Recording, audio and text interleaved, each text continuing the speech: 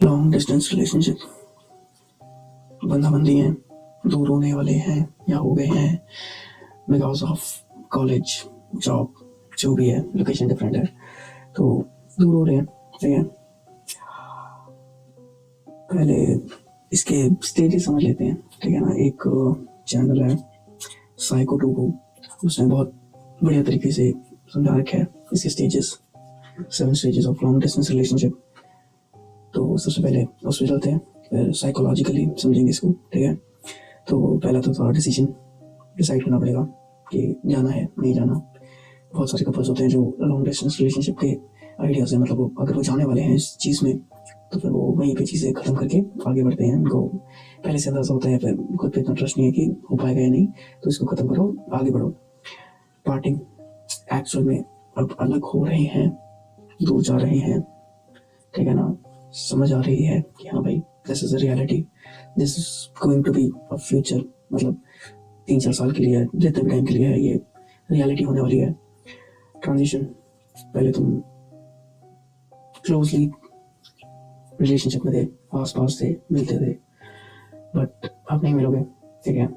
Start हो जाएगा वो फेज जहाँ पे तुम सिर्फ फोन के थ्रू कनेक्टेड हो, चिट्ठी वगैरह नहीं चलती आजकल, तो सिर्फ तुम व्हाट्सएप पे हो, ठीक है, इंस्टाग्राम पे हो, स्नैपचैट पे हो, वीडियो कॉल्स कर रहे हो, फोन कॉल्स कर रहे हो, इसी तरह हो। रियलाइजेशन अब आती है, रियलाइजेशन स्टेज 4, कि हाँ भाई अच्छा सही में ऐसा हो चुका है, ठीक है। वो पार्टनर साथ में नहीं है, तुम चीज़ें रियलाइज़ करना स्टार्ट करते हो कि अच्छा हम दोनों में ये डिफरेंसेस थे, हम दोनों इन चीज़ों पे म्यूचुअल एग्रीमेंट नहीं है, यहाँ पे हमारी लड़ाई होती है, टाइम मैनेजमेंट नहीं हो पा रहा है, कैसे हो पा रहा है, किस तरह से वो इस रिलेशनशिप को हैंडल कर रहे हैं, फिर बहुत सारी चीज़ें, ठीक है ना। फिर तुम रियलाइज़ करोगे उस टाइम पे क्या चीज़ें एक्चुअल में हो रही है लॉन्ग डिस्टेंस रिलेशनशिप में, जो तुमने सोची थी या नहीं सोची थी, बट अब वो रियलिटी है। फिर नेक्स्ट स्टेप आता है जेलसी, उसके नए दोस्त बन गए, उसका एक बेस्ट फ्रेंड बन गया, या फिर अपोजिट जेंडर का कोई फ्रेंड बन गया जो कहीं ना कहीं उसे ट्राई कर रहा है, और ये बहुत सारे मेजर केसेस में होता ही है, ठीक है, होता ही है।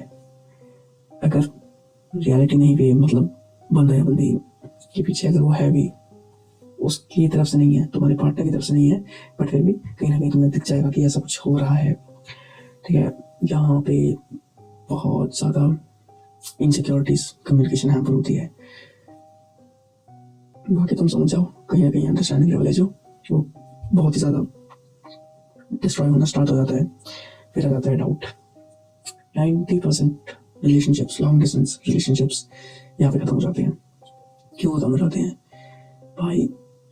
जेलसी, इनसिक्योरिटी, इन सब चीज़ों की वजह से, टाइम मैनेजमेंट, वो बंदा किस तरह से रिएक्ट कर रहा है, किस तरह से तुम ये रिलेशनशिप हैंडल कर रहा है, ठीक है, तुमसे किस तरह से कम्युनिकेट कर रहा है, कितने एफर्ट्स कर रहा है, इन सब चीज़ों के बेसिस पे तुम्हारे मन में कहीं ना कहीं डाउट स्टार्ट हो जाएगा कि भाई क्या ये बंदा इतना जेन्युइन है भी, या फिर इतना मैं इसके लिए एफर्ट्स कर रही हूँ, ये रिवर्ट बैक कर रहा है या फिर नहीं कर रहा, या फिर क्या ये मेरे लिए ठीक है भी या नहीं, ठीक है ना। वो कहते हैं रिलेशनशिप एक टेस्ट है, टू टेस्ट योर कंपैटिबिलिटी, तुम्हारे प्यार को आजमाने का तरीका, या फिर इस टाइप कुछ कह देते हैं। तो हाँ ठीक है तो ठीक है। और डाउट यही परफेक्ट स्टेज है जिस चीज़ को कम्प्लीटली एक्सप्लेन कर रहा है। यहाँ पे अगर तो तुम बच गए, कम्युनिकेशन क्लियर कर ली, सब चीज़ें फिगर आउट कर ली, ठीक है, एक दूसरे को अंडरस्टैंड किया, तो ठीक है, ना समझ जाओ खत्म है, ठीक है। लास्ट वैलिडेशन, नॉर्मलाइजिंग, ठीक है, ग्राफ है, यहाँ से स्टार्ट हुआ। ये जो क्या कहते हैं उसको, स्टार्टिंग ऑफ द मैरिज होती है ना, सुहागरात वाला फेज, या फिर स्टार्टिंग के 1-2 महीने या 1-2 साल वाला फेज जो होता है, बहुत ही हैप्पी, ठीक है। तुम्हारा अगर ये हैप्पीनेस है और ये टाइम है, तो ये हैप्पी पीक पे चल रही है स्टार्टिंग में, ठीक है, नया नया है, तुम 24 घंटे एक दूसरे से लगे हुए हो कि हाँ भाई ऐसे है, हर छोटी छोटी चीज़ का डिटेल्स तुम उन्हें कॉल्स पे दे रहे हो, या फिर कम्युनिकेट कर रहे हो, फोटोज खींच रहे हो, वीडियो कॉल्स पे हो, बहुत सारा टाइम दे रहे हो, वो सब चीज़ें हैं। तो यहाँ से स्टार्ट होगा, ठीक है, नीचे जाएगा, डिप होगा टाइम के साथ, और फिर से स्टार्टिंग में उतना तो नहीं जा पाएगा, बट कहीं ना कहीं उसके आसपास दोबारा से स्टेबल हो जाएगा। वैलिडेशन भाई लास्ट स्टेज है जहाँ पे वो स्टेबिलिटी की तरफ जा रहा है, ठीक है। उसके बाद एंड हो जाएगा या लॉन्ग डिस्टेंस रिलेशनशिप। तुम लोग कहीं ना कहीं तुम्हारी जो कंपेटिबिलिटी है, अंडरस्टैंडिंग लेवल है और जो एक दूसरे पर ट्रस्ट है वो कहीं ना कहीं बढ़ जाएगा अगर तुम ये साथों के साथ स्टेजेस पार कर लेते हो तो। अब बात कर लेते हैं साइकोलॉजिकली या फिर प्रैक्टिकली रियलिटी में क्या है। Communication and trust. कम्युनिकेशन बहुत ज़रूरी है, नहीं हो पाता लॉन्ग डिस्टेंस रिलेशनशिप में। डिस्टेंस है, तुम्हें उस पर्सन को अवॉइड करने के लिए इंटरनेट या फोन एयरप्लेन मोड पे डाल दिया, फिर साइड में रख दिया, साइलेंट पे कर दिया, यही है, ठीक है। अगर वो मतलब फिजिकली प्रेजेंट है तो वो तुम्हारे पास आएगा, तुमसे एक जेन्युइन एफर्ट करेगा तुमसे बात करने का, या फिर कुछ भी है किसी ना किसी टाइप का कोई एफर्ट दिखाएगा वो, ठीक है। कुछ खाना बना लिया, फिर कुछ उसने एफर्ट किया, चॉकलेट लेके आया, फिर ऐसा कुछ, ठीक है ना। बट यहाँ पे कम्युनिकेशन ऑलमोस्ट निग्लिजिबल हो जाती है और बहुत ज़्यादा सेंसिटिव है, ठीक है ना। तुमने कम्युनिकेशन करने के लिए क्या करना है, फोन उठाया और रख दिया बस। और इसी वजह से ट्रस्ट भी कहीं ना कहीं डाउट में आ जाता है, ठीक है। Can I trust this person enough कि मैं जिसके साथ को लाइफ सोच रहा हूँ या सोच रही हूँ, आज वो इस टाइप से गायब हो रहा है, आ रहा है, कैन आई ट्रस्ट हिम। ये चीज़ यहाँ पे बहुत ज़्यादा आती है। Emotional intimacy. इमोशनल इंटीमेसी में यहाँ पता क्या है, एक कहीं ना कहीं फिजिकल टच ना चाहिए रहता है, ठीक है। एक हग, किस, ये सब तुम पढ़ लेना, बहुत ज़्यादा इफेक्ट करती हैं, बहुत ज़्यादा पावरफुल हैं। इमोशंस को एक्सप्रेस करने का फिर बहुत सारी चीज़ें हैं। तुम इनके पीछे अगर साइकोलॉजी पढ़ोगे तो तुम्हें समझ आएगा कि बहुत बड़ी चीज़ है ये in a relationship, in a genuine loving relationship.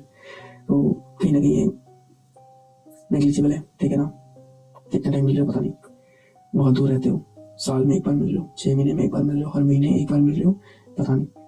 तो ये बहुत कम हो जाती है, जिसकी वजह से एंग्जाइटी, फ्रस्ट्रेशन, सैडनेस, लोनलीनेस, ये सब आते हैं इश्यूज, ठीक है ना, क्योंकि चाहिए रहती है फिजिकली तरह से।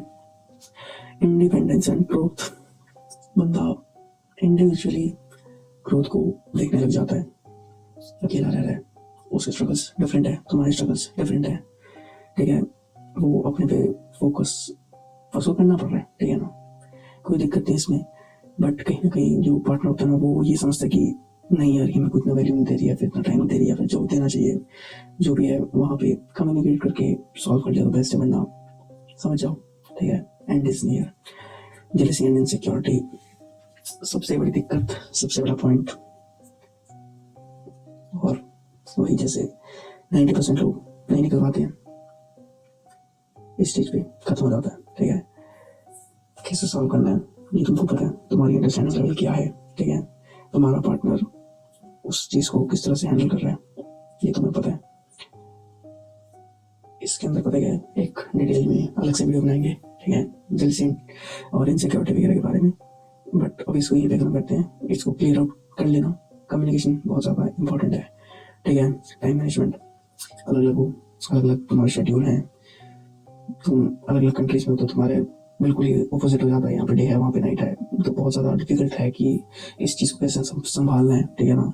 वो तुम्हें सेट करना पड़ेगा, ठीक है। सेम कंट्री में हो तो बहुत हाई चांसेस है कि तुम 1 या 2 घंटे के डिफरेंस पे चल रहे हो, फिर इससे ज़्यादा नहीं।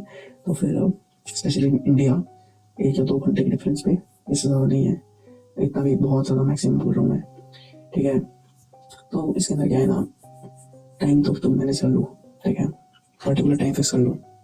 यहाँ भाई मैं इस टाइम पे फ्री हो जाती हूँ, तो इस टाइम पे फ्री हो जाता है, तो हम ये वाला टाइम फिक्स कर लेते हैं, उस हम इस टाइम पे तो एटलीस्ट आधा या 1 घंटा एक दूसरे को देंगे, ठीक है। उसके अलावा कभी भी कॉल्स वगैरह वो सब तुम्हारे रिलेशनशिप के ऊपर डिपेंडेंट है, ठीक है ना। अब बात है टेक्नोलॉजी एंड कनेक्शन। हेल्प तो की है टेक्नोलॉजी ने, पहले तुम चिट्ठियों पे निर्भर थे, फिर कॉल्स आ गई, टेक्स्ट आ गई, अब आ गई video call. It is just वो बंदा फिजिकली तुम उसको टच नहीं कर सकते, बट जो विजुअली है वो तुम काफ़ी देख रहे हो क्या चल रहा है, ठीक है ना। तुम उस बंदे के एक्सप्रेशंस वगैरह देख सकते हो, फील कर सकते हो। इट्स जस्ट कि वो फिजिकली प्रेजेंट नहीं है, वो वर्चुअली प्रेजेंट है, ठीक है। तो ठीक है, हेल्प तो की है यार इस चीज़ ने। प्लानिंग फॉर द फ्यूचर, वहीं पे ये डाउट वाला जो स्टेज था, ये चीज़ कहीं ना कहीं कंबाइन होकर ना बहुत ज़्यादा कंफ्यूजन क्रिएट करेगा। क्या करना है, चलाना है, रहना है, छोड़ देना है, कैसे करना है, बहुत सारी चीज़ें हैं। ठीक है, तो देखो मैं भी था 2 साल तक था एक लॉन्ग डिस्टेंस रिलेशनशिप में। ठीक है, पर्सनली मैं जाना नहीं चाहता, बट ये जो डाउट वाला फेज है ना, इससे बहुत ज़्यादा बच के रहना। ठीक है, ये ख़त्म कर देगा तुम्हारी ये जेलसी है, इनसिक्योरिटी है, ये तुम्हारे रिलेशनशिप को खा जाएगी। ट्रस्ट खत्म हो जाएगा, कम्युनिकेशन खत्म हो जाएगा। भाई वो बंदा सोचेगा कि इस चीज़ पर लड़ाई होगी तो मैं इसको ये बताती ही नहीं हूँ। ठीक है, मैं बताता ही नहीं हूँ, इससे क्या होगा कि ये टॉपिक आएगा ही नहीं और हमारी लड़ाई नहीं होगी। और फिर बाद में यही इंसिडेंट उसको किसी और सोर्स के थ्रू पता लग जाए, फिर वहाँ पे बंदा ट्रस्ट पे डाउट आ जाता है कि he does not trust me enough या फिर she does not trust me enough कि वो ये चीज़ में से इंसिडेंट शेयर कर पाए। ठीक है ना, तो यार देखो जो रियलिटी है ना, 99% एटलीस्ट 95% लॉन्ग डिस्टेंस रिलेशनशिप नहीं चल पाते। क्यों नहीं चल पाते? क्योंकि आजकल की जो जनरेशन है वो बहुत डिफरेंट है। आजकल का जो कल्चर है वो बहुत डिफरेंट है। वेस्टर्न कल्चर आता जा रहा है, सब कुछ फास्ट फास्ट चाहिए। ठीक है, इंस्टाग्राम रील्स हैं, यूट्यूब शॉर्ट्स हैं, 30 सेकंड में तुम बदल रहे हो। एक चीज़ पे रहना, ठीक है, फोकस करना, वेट करना, ये जो चीज़ें हैं ना, ये कहीं ना कहीं आज की जनरेशन में मिसिंग है या फिर बहुत कम है। ठीक है, कमिटमेंट इश्यूज बहुत ज़्यादा हैं, तभी ये फ्रेंड्स विद बेनिफिट्स या फिर कैजुअल हुकअप्स वगैरह बहुत ज़्यादा चल रहे हैं। तो यार जेन्युइनली अगर मैं एडवाइस करूँ ना तो अवॉइड करना। बट ठीक है, तुम्हारा पार्टनर ऐसा है कि तुम नहीं तोड़ना चाहते, जेन्युइनली तुम्हारे बीच में कुछ ना कुछ है, और लॉन्ग डिस्टेंस वाले ये जो फेज है ये आ ही सकता है, इनएविटेबल है। क्लियर आउट थिंग्स फर्स्ट, समझाओ, बैठो, फिगर आउट करो। ठीक है ना, कम्युनिकेट करो कि हाँ भाई ये पॉसिबल फ्यूचर इवेंट्स हैं जहाँ पे दिक्कतें आ सकती हैं, तो how we are going to handle it, road map बनाओ। ठीक है, तुम साथ में बैठ के चीज़ें लिखो कि हाँ भाई अगर हमारे बीच में ये वाली दिक्कत है या फिर ये वाला मिसकम्युनिकेशन या फिर कम्युनिकेशन गैप आ सकता है, तो how we are going to handle it. ठीक है, कम्युनिकेशन कभी भी ब्रेक मत होने देना। बातें होंगी, या तो क्लियर हो जाएंगी या लड़ाई हो जाएगी, बट वो इंसिडेंट ढका नहीं रहेगा। उस इंसिडेंट के बारे में जो दिक्कतें थी वो फ्रस्ट्रेशन में ट्रांसफर होके आगे फूटेंगे नहीं। वो कहते हैं ना कि बंदा जब फीलिंग्स को बहुत टाइम तक दबाए रखता है तो वो एकदम से फूटती हैं, वो रियल है, रियलिटी में होता है वो। ठीक है ना, तो कम्युनिकेट करो। अगर तुमने कम्युनिकेशन कम की तो वो चीज़ें फूटेंगे एक दिन, और समझ आना भाई वो ब्रेकअप वाला दिन भी होगा। तो पहली बात तो अवॉइड करना नहीं अवॉइड हो सकता। बैठो, समझो, चीज़ें प्लान करो, जितने ज़्यादा से ज़्यादा तुम मीटिंग्स रख सकते हो रखो। ठीक है, एफर्ट करो, जेन्युइन एफर्ट करो। तुम कुछ ना कुछ, आजकल तो ऑनलाइन स्विगी जोमेटो वगैरह है, फास्ट जो ब्लिंकिट वगैरह है, ये सब है, कुछ ना कुछ तुम भेज सकते हो। ठीक है, प्रेजेंट ना हो के भी वो एक काफ़ी अच्छा गेस्चर बन जाता है कि हाँ भाई I am still thinking about you, I do care about you. बाकी लेटर्स लिखो, ठीक है, गिफ्ट्स दो। इससे कहीं ना कहीं जो एक इमोशनल टच होता है ना वो कहीं ना कहीं मेंटेन रहता है, खत्म नहीं होता। वो क्या है ना, टाइम के साथ ना फीलिंग्स भी फेड होती रहती हैं, जस्ट बिकॉज वो रिन्यू नहीं हो रही या फिर वो एक्सपीरियंस नहीं कर पा रहे, तो कहीं ना कहीं फेड होती जाएंगी धीरे धीरे। तो उसको मेंटेन करने के लिए तुम्हें ये स्मॉल एफर्ट्स करने पड़ेंगे।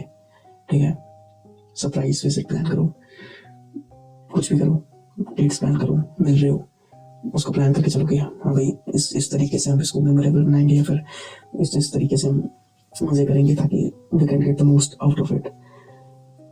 इन सब चीज़ों को तुम प्लान नहीं करके चले तो समझ जाओ तुम वो 95% वाले नंबर में एक और केस होंगे। अंडरस्टैंडिंग बहुत इंपॉर्टेंट है, प्लानिंग बहुत इंपॉर्टेंट है। प्लान नहीं की तो रेडी रहना 95% वाले ग्रुप को ज्वाइन करने के लिए।